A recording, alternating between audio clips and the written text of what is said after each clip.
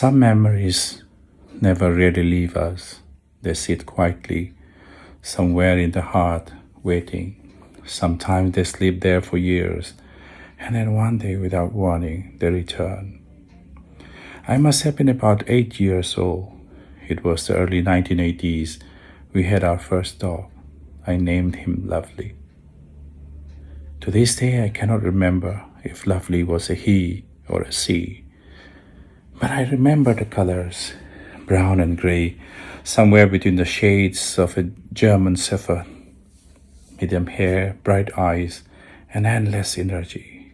Lovely belonged to no one person. Lovely belonged to all of us children.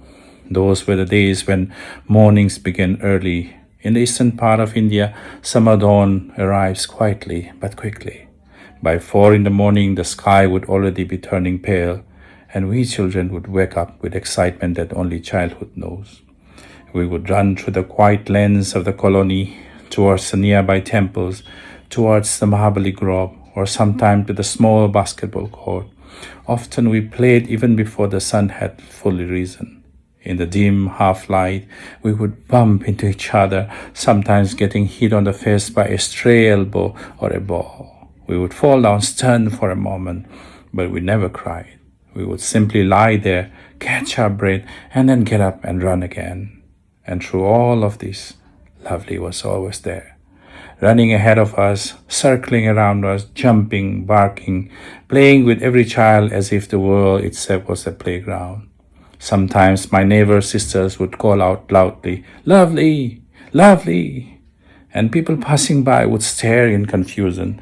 Perhaps they thought they were calling out to some boy in English, but we knew we were calling out to our dog, our companion, our joy. Then one evening, Lovely did not return. At first we thought he was wandering somewhere in the colony. Dogs do that. But as the evening turned into night and night into the next morning, Lovely never came back. We searched everywhere. We waited. We called his name again and again, but the lanes were quiet. Lovely was gone.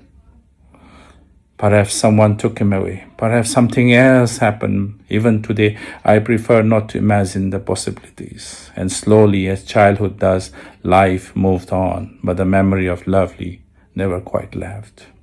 Many years passed, decades. Childhood faded into adulthood. Responsibilities grew. Life became busy. And strangely, I never had another dog. But in recent years, Lovely began visiting my memories again. Friends around me lived with beautiful dogs. I would watch them, their loyalty, their quiet companionship, and somewhere deep inside, something all stirred again. I tried to adopt a dog. I spoke to rescuers, to people giving away pups. Sometimes they asked many questions. Sometimes they never replied. Perhaps they were protecting the dogs. Perhaps life was simply not ready yet. Then one day, a friend told me something simple. Their Labrador pair had just given birth to 6 puppies, 6 tiny lives, 6 bundles of energy.